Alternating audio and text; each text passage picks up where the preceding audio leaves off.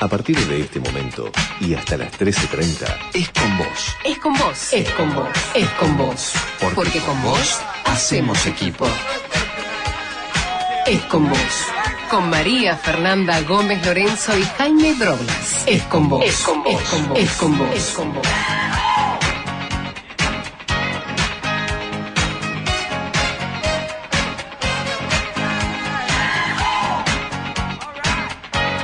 12 del mediodía, 3 minutos. Hola, Fer. Hola, Rosana, ¿cómo Bienvenida. estás? Hola a todos. De nuevo. Nuevamente en la lucha. No, en la lucha no. Nuevamente en el ruedo, es mucho mejor.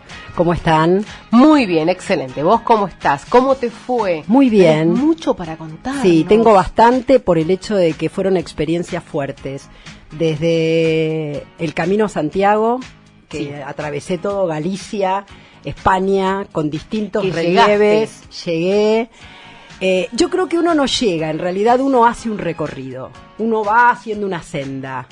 Y como la vida se presenta todo. ¿Cuántos kilómetros son? En realidad vos podés hacer la cantidad de kilómetros que quieras. Ujú. Nosotros hicimos el último tramo, Sí. que eran 120 kilómetros. Mucho. Caminamos 25 a 30 kilómetros diarios. Sí.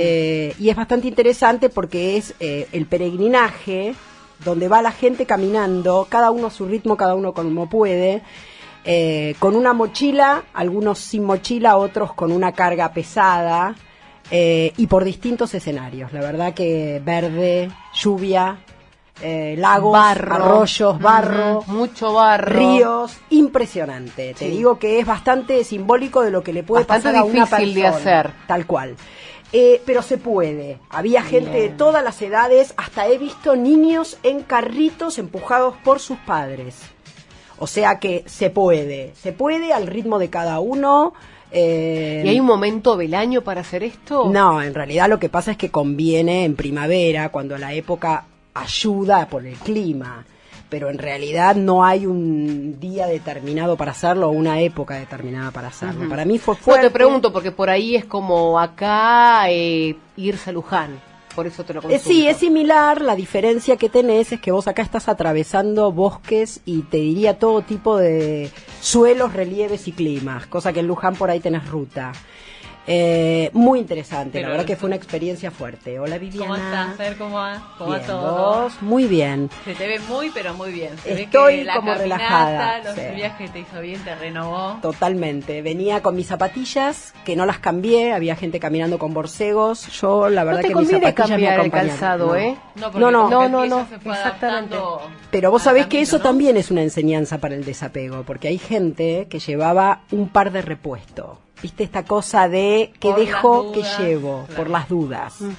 Yo llevé siempre el mismo par de calzados con las medias, cambiaba las medias, pero muy interesante la experiencia. He atravesado distintos relieves, pero además ibas en la caminata, te encontrabas con distintas nacionalidades, con distintas personas, con distintos ciudadanos, con distintas edades, gente con bastón, porque los bastones te ayudan en las pendientes. En las pendientes, sí. Es una experiencia para transmitir y creo que se puede hacer en cualquier parte del mundo. La verdad es que esto fue como símbolo Santiago, porque terminás en una catedral, que es la de Santiago de Compostela, pero la realidad es que se puede hacer en De el hecho, sur. hay un libro que trata sobre esto. Sí, sí, hay un libro que no leí, pero... Precioso, El Peregrino, si no me equivoco. No, yo no lo leí, yo leí otro que a ¿de mí me... Coelho decís De vos? sí, Paulo Sí, sí, Coelho. sí. A mí me muy llevó a lindo, muy elegirlo. recomendable, ¿eh?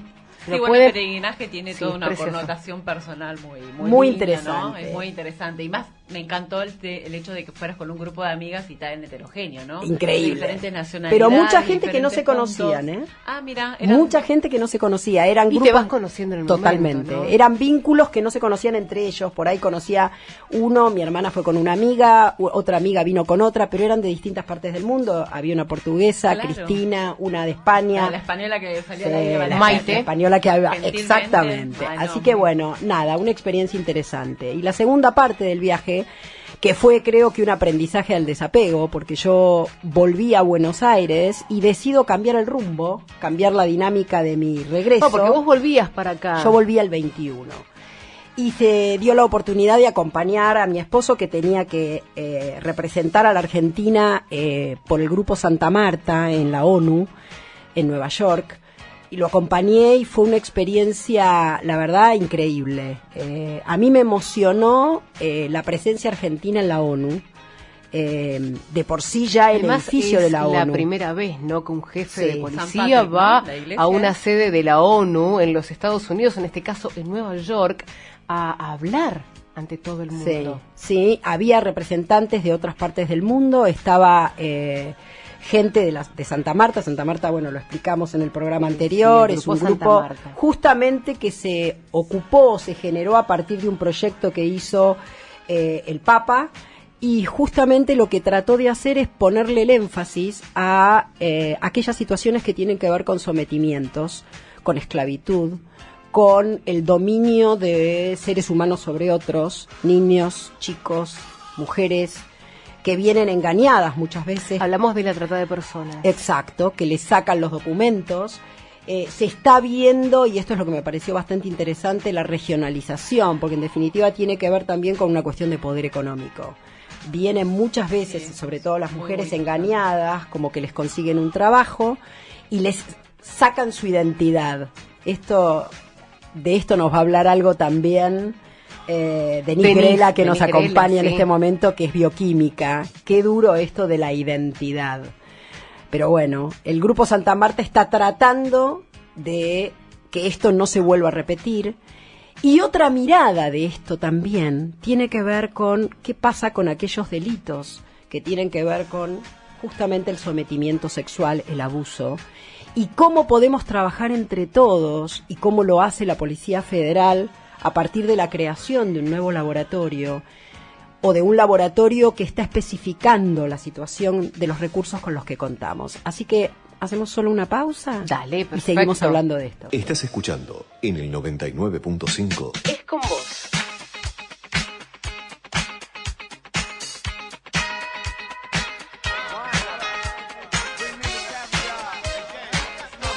...18 ya pasaron de las 12 del mediodía. Fernanda, están con nosotros el señor superintendente de Policía Científica, comisario mayor Eduardo Lozano.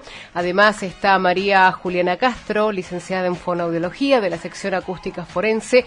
Y además Denise Grela, que es bioquímica del área ADN del laboratorio químico, de la división laboratorio químico. Ahora sí, con todas las presentaciones hechas, vamos a hablar. Bueno, qué interesante, porque estamos hablando de los primeros pasos cuando se comete un delito. ¿Qué tiene que hacer una víctima o una persona que tiene una situación o atravesó una situación delictiva por abuso sexual o por algún sometimiento? Me estaban contando que podía esto aplicarse a otras áreas delictivas, pero nos interesa que nos cuenten un poco, comisario, usted es el que está a cargo de la superintendencia, cuéntenos un poco de estas cosas que se hicieron nuevas, que cuentan con otros recursos, digamos. Muy bien, Fernanda, ante todo, gracias por la invitación. Para mí es un orgullo y una satisfacción venir aquí a la radio, a la FM Federal, principalmente porque contamos en Científica con un equipo de trabajo modelo, ¿no? Y con el nuevo edificio ahora que tenemos de la División Laboratorio Químico en la calle Mirabé y Luna, es realmente una conjugación del esfuerzo de la inmobiliaria y el equipamiento con la capacidad y el desarrollo técnico y tecnológico que teníamos hasta ahora en la Policía Federal. Bueno, lógicamente el laboratorio nuevo cuenta con instalaciones hechas fundamentalmente por gente que son del laboratorio, o sea, fue concebido como un laboratorio y no tratando de adecuar un edificio a una necesidad. Aquí, si se existía primero la necesidad, recordemos que el laboratorio químico de la Policía Federal existía allá en la calle Ingeniero Huergo, sobre la antigua comisaría 22, y por el pasaje, el paso de la nueva estructura de la ciudad con la nueva autopista debió ser mudado. En este caso se concibió en un terreno típico del Estado Nacional, concebido como un laboratorio, ¿no? Y estamos realmente satisfechos con esta nueva aplicación. con estos nuevos recursos y realmente contentos. Y tratando de, en este concepto de la aplicación de la genética, fundamentalmente pensando en la recolección de las pruebas y la preservación de las muestras de una escena del crimen, siempre pensando en todos aquellos recursos que antes teníamos, no solamente el balístico y el de rastros papilares, pensar en que esa escena o ese ámbito de un momento del crimen, que se llama dentro del iter criminis, que es cómo se desarrolló el delito, pensar que en ese momento que va a estar el Estado en una escena determinada, tratar de reconstruir lo que pasó, ¿no? Y en el caso que estábamos hablando de la genética, que tiene que ver no solamente con una cuestión netamente de abusos sexuales, es la genética o las evidencias genéticas se aplican en todo tipo de ilícito. Hoy sabemos que cualquier escena, no solamente el autor del crimen deja su rastro papilar, sino fundamentalmente escama, constantemente células epiteliales, y eso es también un elemento permanente posibilidad de obtener el ADN y luego llegar al posible autor del ilícito, del crimen, ¿no? Qué interesante, porque no solo tiene que ver con lo que están manifestando, con recursos materiales y físicos, sino que también incorporaron recursos profesionales. Sí. De hecho, las dos personas que nos están acompañando son especialistas, cada una en lo suyo, en contarnos un poco, y nos interesa que la gente, los que no conocemos el ámbito, nos expliquen un poco cómo debemos conducirnos. Por ejemplo, Denise, que es bioquímica, contanos un poco, una persona que sufre un delito, cómo se hacen cómo se toma el material, cuál es el material indubitado, cuál es el material dubitado, cómo se hace para analizarlo. Bueno, ¿qué tal? Buenos días. Gracias, Fernanda, por la invitación. Bueno, yo, como bien me presentaron, trabajo en el área de ADN del laboratorio químico, soy bioquímica.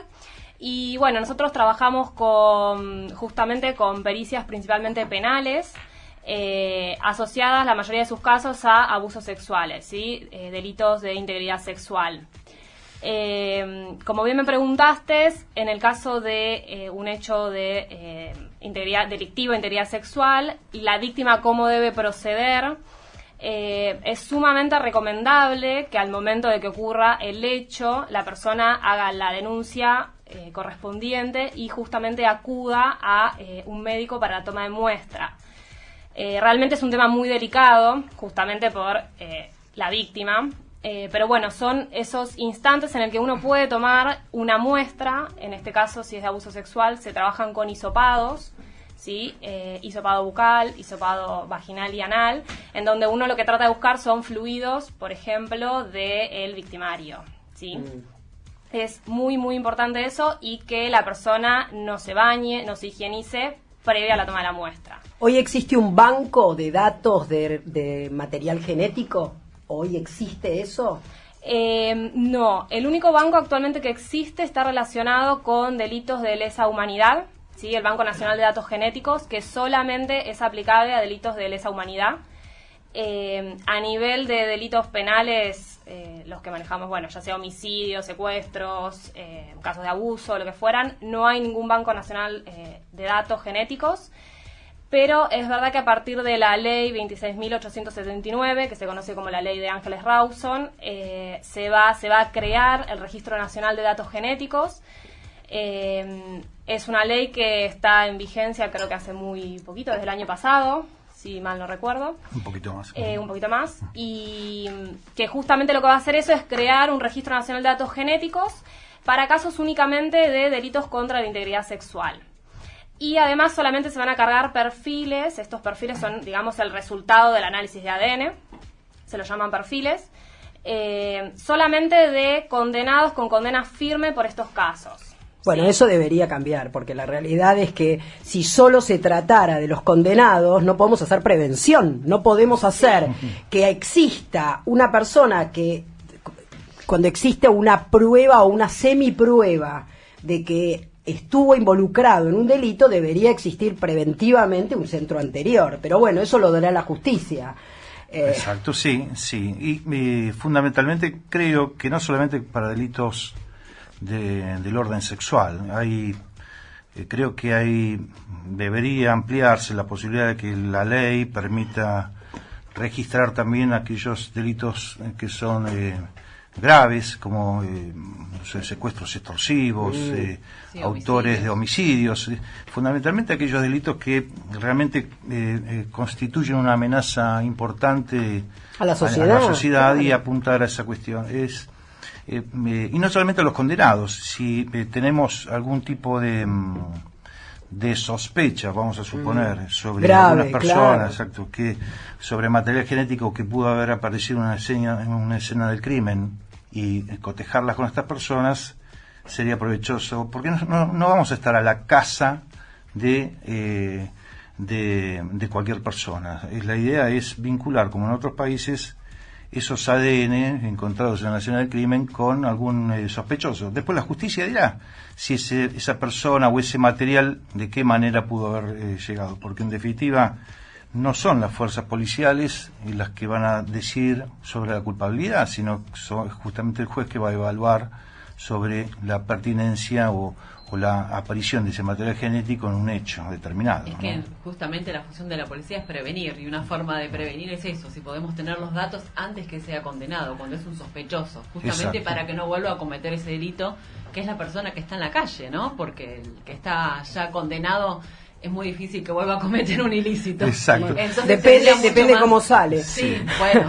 Sí. Depende cómo sale. Como ciudadana depende cómo sale. Igualmente me parece que también tiene que ver con ayudar al juez que debe resolver. La policía es un brazo auxiliar de la justicia y ayuda al juez desde los informes periciales a tener elementos como para después dictar un pronunciamiento válido. Y los procesos inclusive podrían abreviarse de esta manera y no estar años con imputados sin condena y que después salen por situaciones, digamos, yo no soy especialista en derecho penal, pero digamos soy abogada y entiendo cómo es el tema de los procesos. Me parece que lo que ustedes están haciendo va a ayudar. Es un paso. Totalmente. Por lo pronto va a ayudar a que se agilice la justicia. Sí, completamente.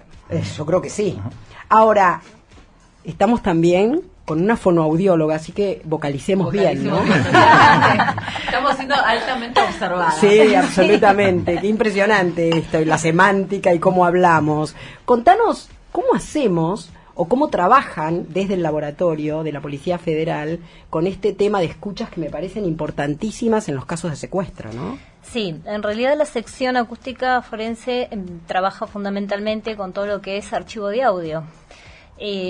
Con voces que participaron en un secuestro extorsivo, o que generan una amenaza, o que dejaron un audio grabado en un WhatsApp, o que una persona se tomó la precaución, por ejemplo, en una situación de amenaza, o como la que estaban hablando recién, que la persona se está viendo sistemáticamente amenazada. Y bueno, poder usar cualquier elemento de transportabilidad de voz para después ser usado como una herramienta biométrica. La voz es una herramienta biométrica, así como es la huella dactilar. Es decir, podemos identificar a una persona no por el timbre de voz, sino por la impronta de resonancia que deja su aparato fonador. Por eso la voz es única y repetible, aunque podamos tener timbres similares. Con lo cual, cualquier soporte que se aporte judicialmente y que la persona pueda decir, bueno, yo fui amenazada o tuve esta situación, hablando puntualmente del caso que están ustedes diciendo, y que lo pueda aportar a la justicia sin ninguna clase de modificaciones ni que haga ninguna compresión del material, o sea, tal cual como lo levantó, que lo presente a la justicia. Grabarlo, claro, o sea, estoy hablando de una situación grabada, que quede registrada en un lugar y que eso se puede levantar perfectamente y se puede comparar con cualquier otro Hoy en la aporte de voz. República Argentina esto se puede lograr. Eso puede es muy hacer. importante para que la gente lo sepa. Sí, Policía Federal desde el año 1996 97 hace identificación de voz, no es de ahora. Lo que pasa es que los recursos y la transportabilidad del audio va haciendo que esto se masifique. O sea, hoy se puede levantar un audio de un Facebook, se puede levantar un audio de un WhatsApp. Entonces, es tanta la variabilidad. El smartphone es tan importante. Totalmente. ¿No? Y puedes hacer tantas cosas que te van a servir como prueba después. Exacto.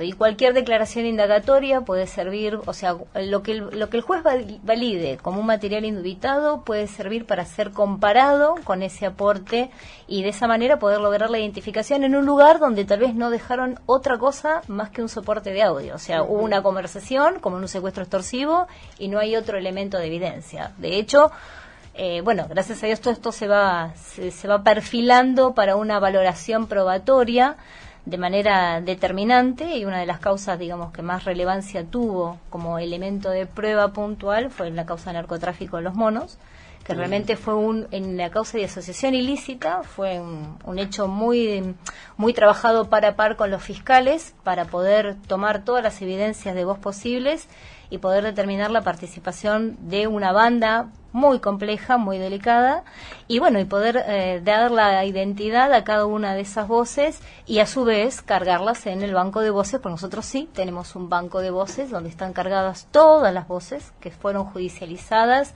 tanto con nombre y apellido, o sea, indubitadas, como las cuestionadas en todos los secuestros extorsivos, de manera tal de que cualquier secuestro extorsivo puede entrar en tiempo real a ser comparado con el banco para ver si hubo alguna participación en otro hecho, y de hecho se dieron resultados positivos. Bandas que habían caminado y circulado en un secuestro extorsivo en una zona, les fue bien, continuaron haciendo su hecho delictivo y en las fonotecas se van cargando y entonces generan la vinculación de dos hechos, y hoy hay un condenado con 2 causas de secuestros extorsivos cuando solamente se le había detenido por una. O sea que el hecho de poder cotejar contra un banco permite incriminar no solamente por el delito por el cual se detuvo, sino por uno anterior que estaba cargado previamente en la fonoteca, ¿no? Yo tengo una duda desde la ignorancia porque no lo sé. ¿La voz puede cambiar con el tiempo, con la edad, con la alimentación? ¿Hay una forma de eso cambiar? O sea, y si tenés un registro de datos a su vez, si esa persona a lo largo del tiempo, con años, cambió la voz, puede utilizarse en el antecedente del banco. Sí, en realidad la voz nuestra, cuando nosotros maduramos, cuando ya pasamos de tener voz de niños a voz de adultos, que es en la adolescencia, terminando la adolescencia, esa voz tiene una estabilidad hasta la madurez, hasta el final del tiempo, digamos, útil delictivamente, si lo queremos decir de una manera. Esos matices de voces pueden verse afectados, sí, pero el patrón fonatorio no tiene que ver con el timbre, que es lo que nosotros notamos que cambia, sino que tiene que ver con la resonancia del aparato fonador. Entonces se está hablando de nuestra propia anatomía. Y esto se mantiene en el tiempo, por eso se puede considerar que la voz es biométrica. Si tuviera una variabilidad que no se sostuviera en el tiempo, no podría ser tomado con concepto de biometría. Hubiese modificado el registro de voz más allá de alguna cuestión, aunque sea imitativa, en la garganta, voluntariamente, aunque haga una modificación voluntaria, como los actores, como los imitadores, eso no le resta identidad porque no se analiza timbre, que es lo que usan sino aquellas resonancias del tracto vocal que son constantes y permanentes. Como una huella que tenemos todos. Exactamente. ¿Desde qué año hace que tienen el archivo? El archivo se crea a partir del cambio del software en el año 2007, pero como nosotros hicimos backup de todo, nosotros podemos cargar todas las acciones desde el año 97, que es desde cuando estoy en el gabinete, por eso tengo conocimiento de eso pleno. Y todo lo que se hizo pericialmente, no se olviden ustedes que en 2004-2006 tuvimos una tanda muy importante, un periodo de secuestros extorsivos, dicen ustedes el caso Bloomberg, y de ahí toda una seguidilla de secuestros extorsivos. Eso se cargó en la fonoteca y obviamente todo eso sirvió después para ir enlazando causas y haciendo interrelaciones, de manera tal de que la fonoteca para nosotros es una herramienta de consulta permanente, más allá de, por supuesto, ir cargando las nuevas voces y teniendo en cuenta que el material tiene que tener unas condiciones técnicas para poderse trabajar, pero que en definitiva no genera ninguna dificultad. O sea, el audio lo que tiene es que hoy es muy transportable, como podemos transportar un teléfono. A donde el teléfono nos acompañe, de hecho vamos a todos lados y el teléfono nos acompaña a todos lados. Y el teléfono en cualquier momento puede ser un soporte de audio de lo que estamos diciendo. Entonces, hoy es un recurso, digamos, de una utilidad judicial muy importante porque no hay acto delictivo predeterminado que no se haga una logística a través de comunicaciones. Claro, es una herramienta súper necesaria y el ciudadano debería tenerlo en cuenta en el momento para ir que sufra algún ilícito, bueno, decir si tiene la posibilidad de grabar. Exacto. Como para el día de mañana usarlo tener en como cuenta prueba. que exactamente. Quizás unas veces no lo tiene ni en cuenta, pero Sí. está bueno que desde acá se diga y que la gente Que lo sepa. tampoco lo sabemos, ¿no? No, Ahora seguro. es como que estamos entendiendo muchas cosas que hasta hace muy poco tiempo nosotros ni siquiera se nos podía llegar a imaginar grabar en ese momento. Claro, yo creo que el hecho de saber que la voz puede ser usada como una herramienta judicial hace a la persona más atenta a contar con los medios, sobre todo si está teniendo situaciones previas, Sí. ya ir contando con una herramienta como para que el día de mañana lo pueda hacer valer sin ningún problema y saber que tiene una aplicación judicial. Judicial, Que no claro. es que Sí, simplemente que no es es que va a algo quedar que en se la nada. Exactamente. Otra Entonces, cosa, yo tengo una duda no solo en relación al timbre o a qué es lo que se toma en cuenta a los fines probatorios, sino también qué pasa con la modalidad al hablar, la semántica. ¿Eso puede ayudar, una modalidad al hablar, semánticamente hablando? Y a su vez, ¿qué pasa con aquellas personas que hablan otra lengua? Bien, la biometría es independiente del idioma. ¿Sí? O sea que uno puede estar teniendo un secuestro, por ejemplo, entre chinos, que ningún problema lo hacen, y sin embargo puede estar comparando sin ninguna dificultad a la hora de ver. ¿Por qué? Porque estamos analizando anatomía funcional. O sea, la huella dactilar es un aspecto anatómico, pero es estático, ¿sí? Sí. La primer biometría comportamental conductual que está estandarizada es la voz. Entonces, de repente que tengamos idiomas diferentes no es un limitante. Perfecto. ¿Ah? O sea que si vos estás sujeta y tuviste un delito con una persona extranjera que no habla la lengua nacional, igualmente el registro La podés grabar, sirve. claro. Sirve, Sí. sirve. Y la verdad que está re interesante. Súper Nuestro interesante. programa es con vos. Y tenemos que ir a una pausa Bueno, para Vamos seguir a una hablando. pausa. Es con vos. Actualidad. Es con vos.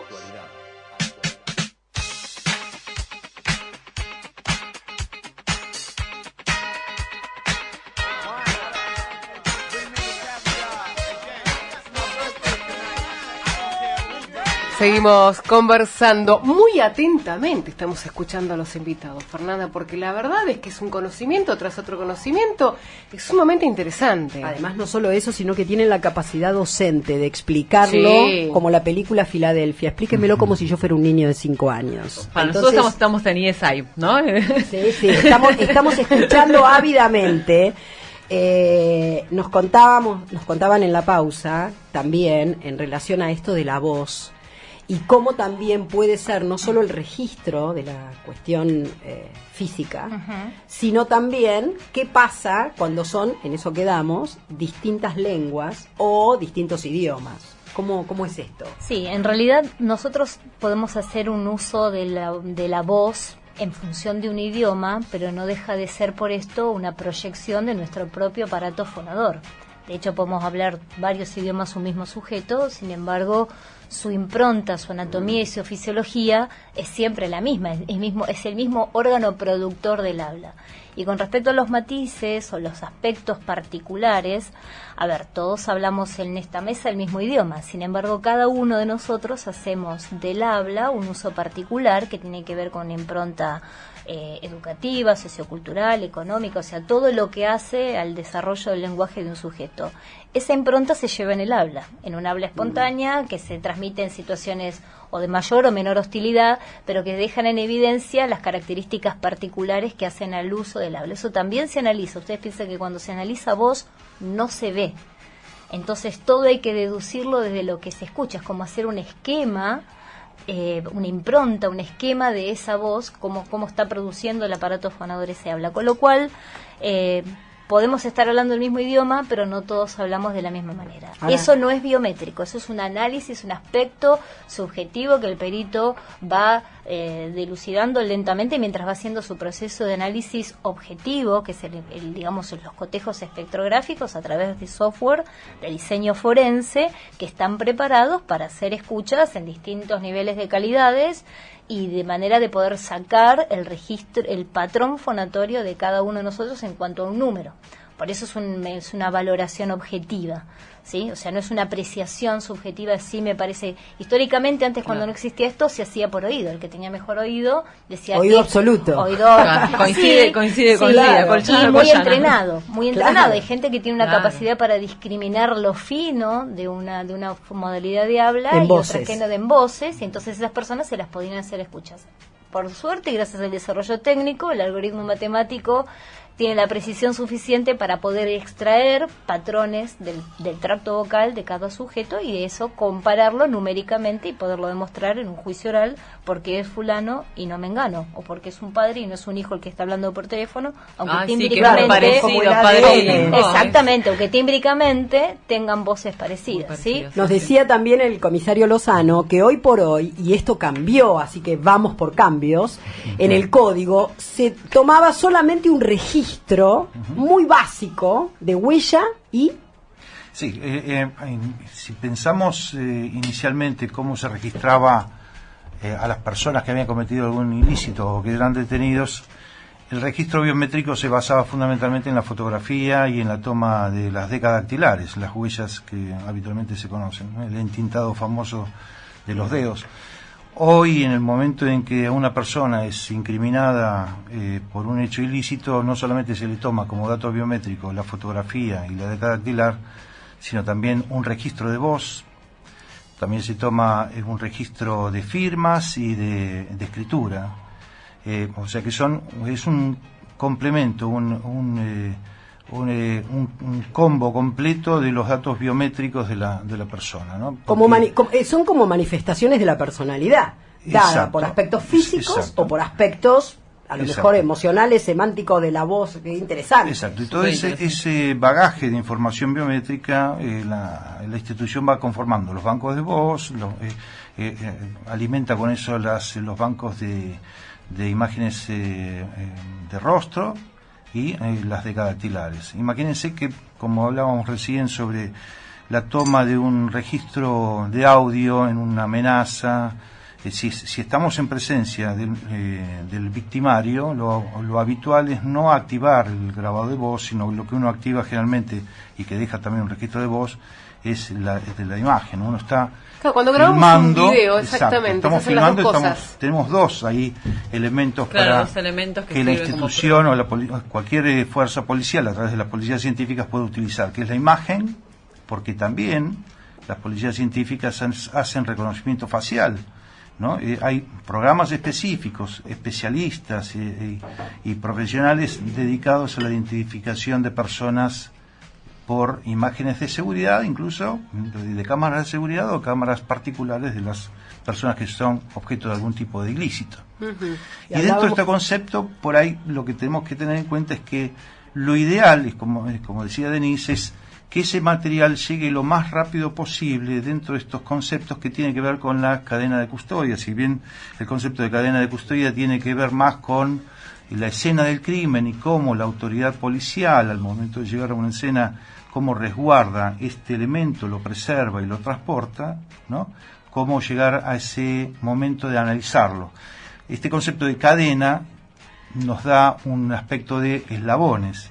Cuanto más cortos son estos eslabones, menos posibilidades tenemos de que se degrade la prueba y que menos se ataque a través de la defensa estas cuestiones, ¿no? Porque cada vez que yo agrego un eslabón, tengo que documentarlo, registrarlo, y cualquier persona que quiera atacarlo va a tratar de ver cómo esos eslabones están conformados, ¿no? Para poder hacer que su defendido no vaya a ser condenado. Y lo que busca la mejor forma de preservar o prevenir un ilícito para nosotros como las fuerzas policiales es que se logre una condena. Si hay condena, va a haber lógicamente una prevención. Sanción a la conducta delictiva. Va a haber prevención posterior. Sería algo así como terceros afuera. Vale decir, claro. Dejen trabajar a la gente que sabe, busquen limpiar la escena del crimen en el sentido de que no involucren gente y todo el mundo opinando. Miren, el que opina, yo digo el conocedor de la calle, el que opina sin tener idea de qué está opinando. Por eso nos interesa escuchar a los que saben. Me interesa también la vinculación extranjera. ¿Cómo se trabaja, a los tres la pregunta, cómo se trabaja cuando a su vez existen bancos de datos en el extranjero con bancos que existen en otros países? ¿Cómo funciona esto hoy en el país? ¿Cómo existe, si existe reciprocidad? Si esto agiliza el proceso, ¿cómo sería? Sí, bueno, en el caso nuestro, por ejemplo, nosotros hemos tenido casos en los que la justicia extranjera, española, italiana, nos han aportado audios. Esto ha tenido que ver con, de repente, celulares con numeración argentina que han ido a hacer comunicaciones al extranjero, y en una investigación surge estas comunicaciones, entonces ellos almacenan estos audios para que después nosotros los comparemos con la fonoteca o con alguna otra causa que se está siguiendo con el mismo sujeto acá, o sea, con una especie de seguimiento, ¿no? Un determinado sujeto o una banda, y se hacen las comparaciones. O sea, lo que tiene de bueno el audio, que es muy transportable, claro, y que su cadena de custodia va con él mismo, porque es un número, claro, hash que se saca, y con eso se garantiza que se trabaja sobre ese archivo y no sobre otro. Entonces, él mismo en sí transporta su propia cadena de custodia. Lo que sí hay que registrarlo para que de alguna manera se pueda evidenciar que ese archivo de audio constaba de ese número de hash, que es un número muy largo, alfanumérico, y que se modifica, cualquier modificación se le realiza en sí mismo. Con lo cual eso garantiza que el audio pueda tener su legitimidad, conservarla hasta el momento de ser peritado, y esto, por supuesto, después vuelve a formar parte del banco de la fonoteca.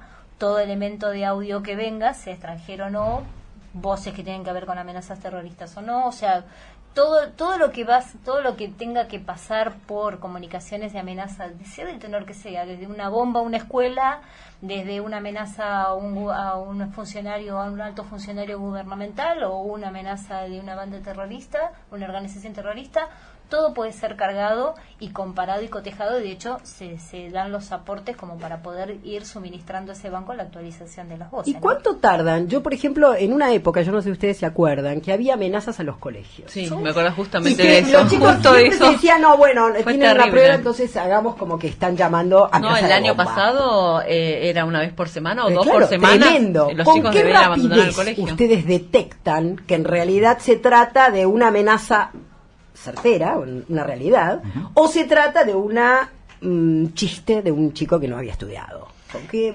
rapidez? No, el punto no es de la determinación, es de quién participa en la conversación. Okay. Lo que pasa es que, bueno, obviamente cuando uno se va acostumbrando a escuchar, no por presumir la situación, pero uno va sabiendo cuál es el tenor, porque no es lo mismo escuchar una voz de un adulto que escuchar una voz de un joven, ¿verdad? O sea, que uno ya va viendo por dónde va la intencionalidad del hecho, y puntualmente, bueno, obviamente hay una investigación judicial porque el material llega siempre que haya una denuncia de que el 911 recibió una amenaza, y eso va a la fonoteca, se carga, se coteja si es que esa persona hizo alguna amenaza con antelación o no, pero bueno, gracias a Dios, más que una amenaza, y que seguramente debe ser para no ir a un parcial en lo que es colegios, ¿no? No está pasando, o sea, no es el único tipo de amenaza que se trabaja, pero uno enseguida puede darse cuenta el tipo de voz que tiene. No obstante, por ello no se deja de hacer el proceso judicial que se solicita. O sea, es una cosa independiente. Una cosa es la apreciación rápida del perito en darse cuenta por dónde viene un preinforme, una preidea, y otra cosa es eso es lo que da oficial. La experiencia que siempre hablamos, ¿no? Sí. Que el policía que está trabajando continuamente tiene la experiencia de saber qué realmente sirve y qué es pérdida de tiempo, también, o policía, ¿no? O fonoaudióloga. No, en este caso, por supuesto. Claro. El saber lo tiene el perito. Sí, claro. O sea, uno va teniendo una orientación, pero siempre hay que hacer el proceso completo, porque lo que puede ser un chiste después puede no serlo, ¿verdad? Claro, o sea, hay toda una cadena de actividades que se hacen cuando hay una amenaza, por eso no se da claro, el protocolo le dice, van al colegio, nosotros decían el protocolo. Me recuerda, somos un eslabón de ese protocolo, ¿verdad? Esto me recuerda cuántas veces a mí me ha pasado durante la noche recibir un llamado en mi casa, llorando alguien o diciendo mamá, y yo tenía a mi nene al lado mío. Entonces yo evité darle importancia, ¿no? Pero cuánta gente que se ha asustado a partir de esto. Y lo importante que usted nos está diciendo es grabar lo que se pueda de esa conversación. Sí, y a su vez otra cosa. Para mí sería muy importante cuando hay una modalidad que se empieza a saber, como la del secuestro virtual, es rápido ponerlo en los medios. Para que la gente esté atenta, porque son dos mecánicas muy distintas. Igual nos asusta esa situación, más allá que yo tenga el nene te agarran en una situación de vulnerabilidad, generalmente 2, 3 de la mañana, cuando estás dormido, o a personas de edad. Eso iba a decir, a las personas mayores continuamente se lo hacen. Sorpresa, el hecho sorpresa. Si uno sabe que puede, o sea, si automáticamente que empieza una modalidad delictiva aparece en los medios pronto, la persona ya tiene otro nivel de alerta, más como vivimos. Entonces es una forma rápida de darle importancia, y de hecho cuando empezaron a pasarse los secuestros virtuales por televisión para mostrar cómo era la modalidad, Policía Federal salió a hablar y contar cuándo es un secuestro virtual, cuándo es real. Hay que tener clarísimo esto. Si es un secuestro virtual, el que está haciendo la llamada pretende por cualquier medio no cortar la comunicación. En cambio, el que tiene el secuestro real llama, dice tengo a tu hijo, y corta él. Y esa es la clave para marcar verdaderamente una situación. Pero esto no lo sabe todo el mundo. Claro. Entonces, la idea, siempre digo, cuando aparezca una modalidad nueva, rápido en los medios, para que la gente tome alerta y automáticamente van a tener que cambiar. Cuando pasaron los secuestros virtuales por los medios, automáticamente empezaron a mermar, y después, cuando se dejó de hablar del tema, volvieron otra vez a la modalidad. Lo bueno también son licenciada, reiteramos esa parte porque es fundamental. Cuando se trata de un secuestro virtual, por lo general intentan continuar con la comunicación. Cuando es un secuestro extorsivo, tratan de terminarla allí a la comunicación telefónica. Avisan que tienen el secuestrado y cortan ellos. Bien. ¿Por qué? Porque tienen su presa en la mano. Tienen el capital con que hacer valer la extorsión. El otro no. El otro tienen que tratar, de hecho, es una estafa, es un engaño. Pero tratan de que por cualquier medio, sabiendo que hoy en las familias hay más de un celular, que no se chequee la comunicación. La comunicación, entonces, si enseguida no cortes, empiezan suavemente contando de que tiene un accidente, la clásica modalidad. Uno los tiene que dejar hablar y en cuanto empiezan a pedirla, hacer el corte. ¿Sí? Si no cortar directamente, pero el hecho ¿cuál es? ¿Por qué? Porque si la persona realmente ha secuestrado, va a volver a llamar. Seguro. Sí, trabaja mucho con tu palabra, con la información que vos Exactamente. Claro, es que en la desesperación uno empieza a dar información. Cuando uno se pone nervioso, cortamos enseguida. Si tiene, va a volver a llamar. Si no, se va a desesperar. Y no dar datos. Nada, ni una sola palabra. Cuando llaman que habla el sargento de tal comisaría, bueno, tiene algún pariente. Nada. Y nosotros empezamos a dar datos, no, eso no se debe hacer. Cortar, porque si el primero que ningún organismo público llama por teléfono, buscan la forma de acercarse físicamente. Entonces, lo primero que hay que hacer es evitar continuar la conversación. Si el secuestro es real, van a volver a llamar y seguramente van a llamar enojados porque cortaron la comunicación, y ahí empieza a entablarse otro tono de conversación. Le quería preguntar a Denis también que nos aclare un poquito cómo es la extracción para hacer los análisis de ADN. ¿Qué material se toma? Bueno, nos llegan muchos materiales distintos como muestras al laboratorio. Nos pueden llegar, como ya les mencioné antes, hisopados, nos pueden llegar prendas de vestir, nos puede llegar cualquier elemento, ya sea una taza, un vaso, lo que fuera. ¿No? Cabellos llegan también, pueden llegar hisopados de superficies, en donde uno busca estas células de descamación que había mencionado el comisario. ¿Y hoy por hoy yo puedo sacar sangre, por ejemplo, un detenido? Se puede sacar, sí. Es una técnica ya un poco invasiva, porque realmente porque se necesita, ¿no? Se necesita muy poca cantidad de sangre para realizar un análisis de ADN. Entonces ahora lo que se recomienda hacer es tomar o un hisopado bucal del detenido, que sinceramente no es para nada invasiva y nos da justamente también el agarrar ADN. un hisopo y pasarlo por la boca. Exactamente. O incluso se hace una punción dactilar, en donde se obtienen 6 gotas de sangre se llama un papel FTA, que es como un papel de filtro, un soporte, en donde uno te sacan el factor, ¿no? Claro, exactamente. No es para nada invasivo y ya con eso a nosotros nos alcanza para extraer el ADN y obtener un perfil completo de esa persona. Es interesante porque son otros materiales, porque en alguna época se hablaba también de las situaciones donde tenían alguna preferencia religiosa, por ejemplo, una elección religiosa, y se negaban a una extracción invocando estas situaciones. Entonces, el juez ahí tiene que resolver hasta qué punto priva de su derecho o no. O sea, en pos de la investigación, ¿no? Claro, con el hisopado vocal Exactamente. ya está solucionado. Exactamente. Digamos. Incluso también lo importante de ya no trabajar con muestras de sangre, de punción venosa, es la conservación de esa muestra. Uno para Lo que hablábamos del traslado, re importante. Exactamente, tiene que conservarlo con cadena de frío, almacenarlo en el laboratorio a bajas temperaturas, que ya son muchas cosas que uno tiene que tener en cuenta justamente para conservar esa muestra. En cambio, cuando son hisopados bucales o esto, como les mencioné, los de punción, sangre por punción dactilar, solamente es un papelito en donde uno lo conserva a temperatura ambiente, no ocupa espacio, no necesita conservar en cadena de frío. Entonces no ocupa mucho lugar, claro. Exactamente. Es fundamental. Bueno, eso también, vamos a... Tenemos que seguir con nuestro tiempo, así que vamos a hacer una suspensión muy, pero muy chiquita. Escuchamos un tema musical y seguimos conversando. Muy bien. Es con vos. Para escuchar a los que saben.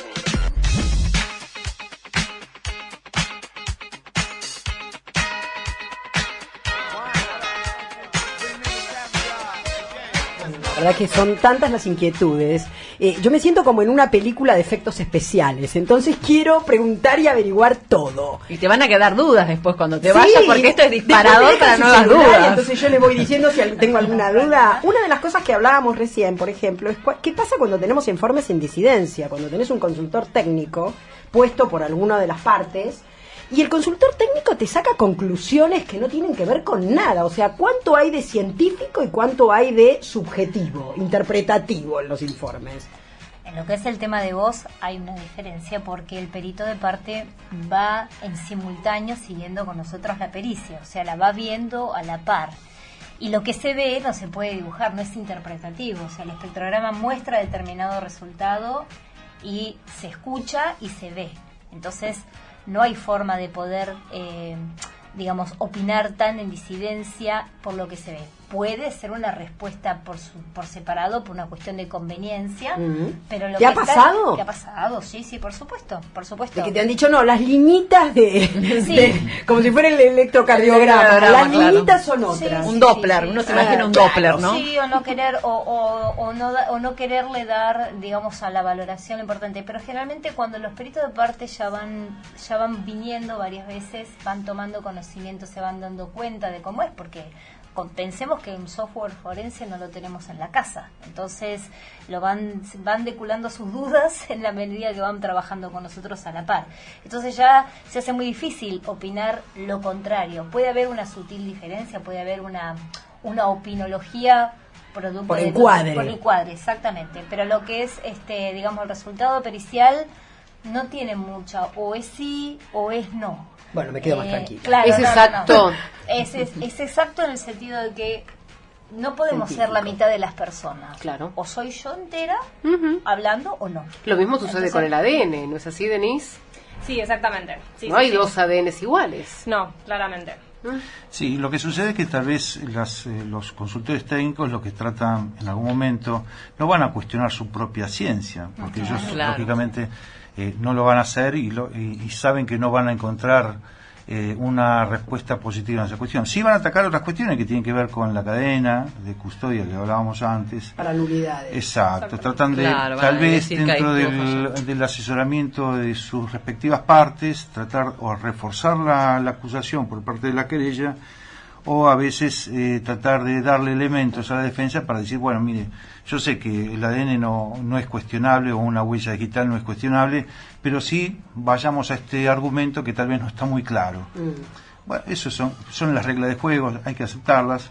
Pero, El abogado penalista siempre le va a buscar siempre va la a salir, vuelta. pero en definitiva es parte de las reglas de juego, pero lo importante es que Sí, la claro. ciencia existe y la ciencia aplicada en la investigación criminal no es un invento nuestro, son técnicas que se aplican en todo el mundo y altamente reconocidas y que sirve fundamentalmente para que todas aquellas personas que son afectadas por un delito sepan que el Estado tiene alguna forma de responder. Tiene recursos para resolverlo. Exacto, que antes no era solamente la posibilidad del testimonio. Imagínense Sí.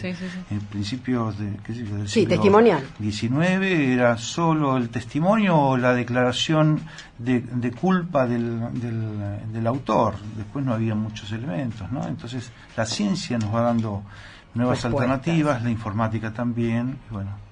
Yo tengo una duda en relación a lo que era antes el reconocimiento de rostros. Si existe hoy reconocimiento de voces. ¿Existe una rueda, por ejemplo, para reconocer voces? Sí, sí, Ay, sí. qué interesante. Sí, eso así como se hace exactamente con el mismo criterio de un reconocimiento facial, se utiliza.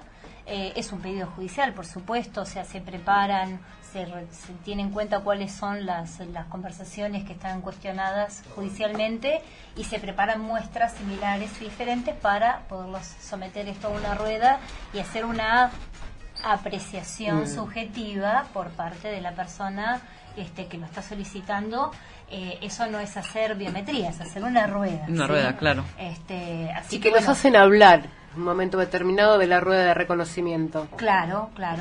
O a veces se hacen grabaciones y se van pasando los audios y es esta voz o es esta. Yo tengo una duda que no tiene que ver con el proceso penal. Tiene que ver con las audiometrías de los chicos en el colegio.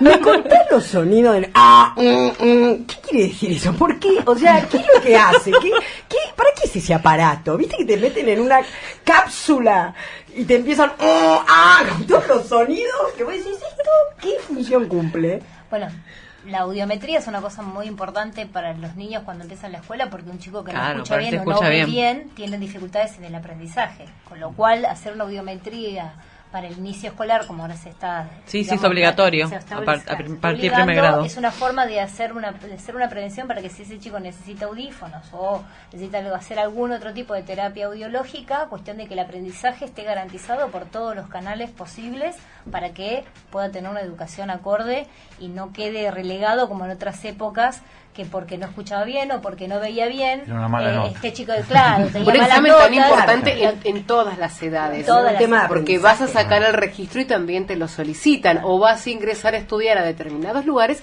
y también se bueno, solicitan. los pilotos de aviones de helicópteros sí o sí tienen los que hacer locutores también, si no vamos con el examen en condiciones no podemos... Escuchaste el ruido del barco, ¿no? ¿Lo escuchaste? No, totalmente. No, hoy en día para muchas áreas la audiometría se hace indispensable y se está tomando más conciencia, porque cuando uno piensa en un niño que no logra el aprendizaje, pero también una persona que está trabajando en un ambiente que tiene riesgo auditivo, porque es un ambiente ruidoso, necesita tener un chequeo para saber si va generando una intolerancia o una pérdida auditiva, y entonces obviamente evitar que la lesión siga. Además, ¿cuán tóxico puede llegar a ser los sonidos? Sí. Hace 20 años atrás había un trabajo investigativo en los Estados Unidos donde decía que un chico de 18 años de Nueva York tenía el mismo nivel auditivo que uno de 90 en Japón. Es probable. Con lo cual está hablando de dos mundos distintos. Hoy esa brecha, como es tanta la cantidad de decibeles que permiten los teléfonos, escuchaba otro informe, también en la radio, donde hablaba de la pérdida auditiva en chicos adolescentes, producto del uso permanentemente de teléfonos en la calle, claro, de auriculares con intensidades de decibeles muy altos en los teléfonos, producto de que la calle es ruidosa, la persona no escucha, levanta el volumen de su teléfono, y que las lesiones auditivas se están viendo en edades muy tempranas. Entonces se decía que el mundo que viene es un mundo de sordos. Claro. Porque si tan tempranamente están teniendo una pérdida importante, tarde o temprano eso se va a ir viendo en los trabajos. Cuando empiecen a trabajar y tengan que hacer su audiometría laboral, ¿qué audición van a tener? Bueno, a raíz de eso, mi papá trabajaba en Volkswagen y justamente tuvo una pérdida del oído porque trabajaba en la fabricación de autos. Ahí está. Y bueno, hizo un juicio y demás, ¿no? Incapacidad. Pero yo te quería preguntar, ya que es fonoaudióloga, le preguntamos de todo. Si realmente un chico, ¿a qué edad te parece que un chico tiene que hacer, los padres, la consulta, cuando un chico tiene algún problema en el habla? La maestra tiene que estar atenta si el chico está respetando o no las edades cronológicas de desarrollo del habla y hacer la consulta temprana, pero no es temprana a los 2 años. O sea, a ver, todo tiene que ver en el contexto donde lo estamos tomando, pero en realidad no es el fonoaudiólogo el que recibe el chico que viene, que digamos, el que hace la intervención, si no hay una maestra que no está detectando que ese chico no está dentro de lo esperado en el desarrollo del habla como para hacer una consulta evaluativa. ¿Sí? Claro, por lo general igual en los colegios están el equipo de la psicóloga, la psicopedagoga y la fonoaudióloga que los iría a observar y debería. A mí me gusta el zapatero a su zapato. Y lo que pasa es que a veces los papás dicen, no, pero es chiquito. Opinamos. Claro. Entonces es preferible que haya una digamos, que dejen de hacer una intervención temprana para ir viendo cuál es la dificultad y no esperar que espontáneamente el chico desarrolle su habla, porque tal vez tenga alguna dificultad o algún proceso que no está madurando en el tiempo que forma y es necesario hacer una evaluación. Además, cómo se conforma de acuerdo a la escucha, porque un chico habla conforme el entrenamiento que tiene en la escucha.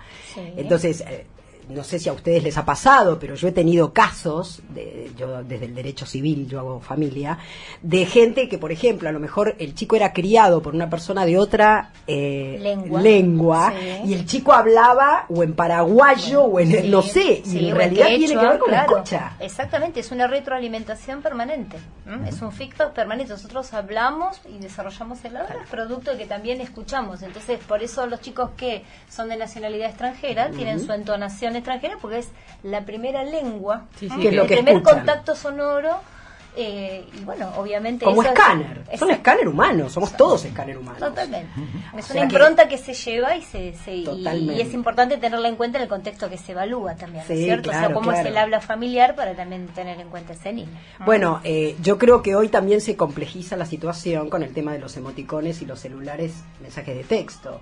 En general yo lo que digo es que el chico tiene que aprender a verbalizar y tiene que ponerle texto a lo que dice, porque si no todo está abreviado con emoticones o con palabras que el uso del lenguaje se está perdiendo. Te lo explico con una carita, sí. ¿no? Tremendo, sí. Tremendo. Y los adultos tenemos que de alguna manera guiar y decir, no, háblame, no me escribas. Sí. Escribime un libro, pero no me escribas para transmitir comunicación. Lo que pasa es que también se hace lo que se recibe. Si se recibe estos mensajes de que con un gesto digo, yo dije, totalmente. No importa si es un gesto o no, pero ya dije. Demasiado. Entonces el tema es, corporal. claro, entonces el punto es también qué uso le damos a todos estos medios de comunicación, pero bueno, tampoco podemos prescindir de ellos porque están establecidos en la sociedad, tarea, ¿no? Y adaptarnos. Una cosa es un uso en un niño y otra cosa es en pero me quedo con esto que decís. El otro día leí en el diario que yo dije, bueno, ya creo que final.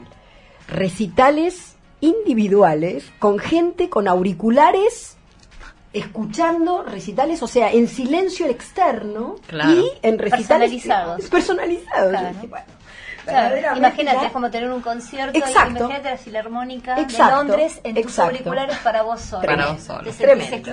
Bueno, la verdad es que seguiríamos todo el tiempo hablando de esto, pero nada, el tiempo es limitado. Les agradecemos muchísimo realmente que hayan estado. Nos parece, la verdad que tienen, insisto, una modalidad no solo de lo que hacen como profesionales, sino como docentes, porque transmiten de una forma... Son clarísimos para hablar y para explicar. Totalmente. Así que les agradecemos. Vamos a un tema musical. Dale. Gracias. Muchas gracias por la invitación. Es con vos. Porque con vos hacemos equipo.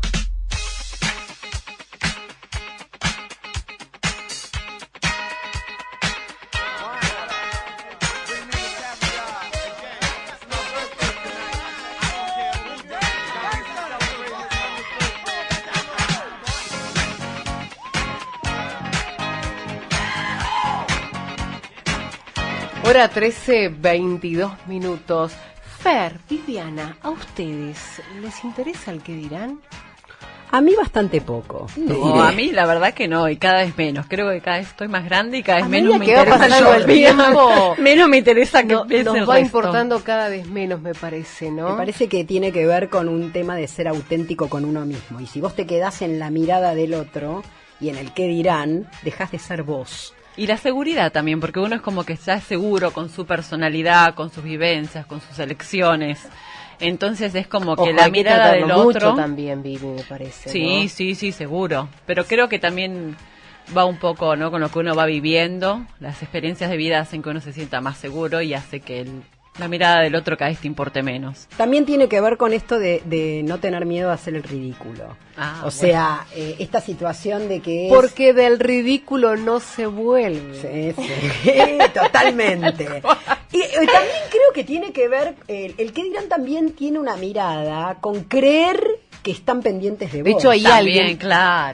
Porque la verdad es que vos, cuando vos decís, no, porque me miran, no, porque qué van a decir, no, porque nosotros tenemos una anécdota, teníamos a mi hijo, tenía que dar una materia, tenía que dar matemáticas, suponte, y me acuerdo que en ese momento mi suegra me dice, no, pero si no está preparado no se puede presentar. Y yo digo, ¿perdón? Me dice, no, queda mal. ¿Pero queda mal ante quién? Que se presente igual. Claro. O sea, que la dé. Después Sí, si le da mal, quiere le da mal. presentarse, sí, que seguro. se presente igual, me parece Totalmente, perfecto. totalmente, Sí, es había así. que atravesarlo. Sin Es embargo, yo tengo una postura, yo creo que en general tiene que ver con una cuestión de crianza. Así como Juliana hablaba de este tema de con quién te criaste. Sí, claro, sí, vos sí, para tomás los modismos Seguro. en cuanto Vos al tomás audio. todo, Exacto, todo. exacto. Bueno, vos dijiste algo muy lindo, que es que somos una radiografía. Un escáner. Un escáner es tal cual. Totalmente. Un es tal escáner, cual. porque los niños Tal nos cual. hacen un escaneo Permanente. todo el tiempo. Bueno, mi Repiten mamá todo siempre lo decía, dime nuestro. con quién andas y te diré quién eres. Claro, como eres. Totalmente. Entonces, si nosotros nos quedamos detenidos en, no, porque qué van a decir, y mejor esto no me lo pongo, y mejor esto no, este tema me parece que primero te limita. Funciona como limitante. Y en segundo lugar, es como creer que el mundo gira alrededor tuyo. Ujú. Y bienvenidas. La verdad es que no. No, obviamente La verdad que es que no. no. Pero sí, a veces uno en La determinados verdad lugares es que muy no, observada, así como ¿no? lo dijiste vos, Fer, recién, no. La verdad es que no. Pero esto también tiene que ver, mira, la otra vez estaba en un grupo y me decía alguien, no, lo que pasa es que a mí me da vergüenza hablar en público. Con lo cual ya damos por sentado que tenés público. O sea, ya no es Claro. hablar con compañeros, hablar con otras personas. O Es delante de público, alguien. público. Bueno, cuánta gente que no Somos todos se actores. que no puede ir a rendir ciertos exámenes orales. Ah, sí, sí, hay mucha gente que Porque tiene se pánico al oral. paralizan. Sí, sí. Absolutamente. El temor a hablar en público, ¿Vos ya sabés? sea tu público una o dos personas nada más. Mira, por suerte no me quedó traumada. De hecho, lo trabajé bastante. Pero en mi primer materia en la facultad, yo di Derecho Civil con un profesor que se llamaba Yungano, que era médico y abogado. Y me acuerdo que, nada, era bastante machista. Entonces yo empiezo a hablar, era oral el examen, entonces empiezo a explicar un tema, no me lo olvido más, ¿viste? Esas cosas que te quedan marcadas, no solo los chicos escanean, los adultos Sí, y los seguro. adolescentes también. Yo tendría 18 años, Civil 1. Y entonces él me pregunta por acciones policiales en el embarazo, no me lo olvido más. Esta era la pregunta del Ay, qué examen. pregunta.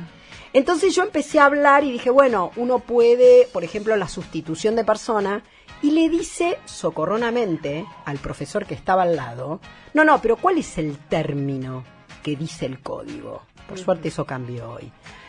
Entonces yo le dije, bueno, reemplazar, sustituir, y dice, no, ella no sabe, dice, no me lo diga con el idioma de la cocina. Textual, Caramba.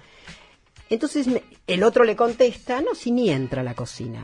O sea, todo era un escenario riéndose de mi examen. Innecesario. Y Innecesario aparte acerca de tu Totalmente, persona. totalmente. Faltaba que te digan No andar a lavar tenía los nada platos. que ver. Faltaba lavar los platos y Entonces listo. yo terminé diciéndole, bueno, le expliqué cómo era y no me amedrenté. Entonces por eso me quedé con esto de cómo puede verdaderamente limitarte o cómo puede censurarte en el habla. Una persona cuando te dice o te critica respecto a lo que estás diciendo. Seguro, Por eso me seguro, pareció te interesante. condiciona totalmente, y más cuando sos chica, que es por ahí Claro. justamente en este tema que estás dando el primer examen. Y era un maestro, era un profesor. Claro, un profesor, justamente un docente, que es lo último que debería hacer. Y otra experiencia también de la facultad, que también tiene que ver con el qué dirán, que se entrena. Nosotros teníamos una clase de oratoria, que yo creo que en la mayoría de las reparticiones públicas o privadas debería existir esto. Hoy lo llaman coaching. Sí. Pero la oratoria es interesante, sobre todo para la gente que tiene que comunicar algo.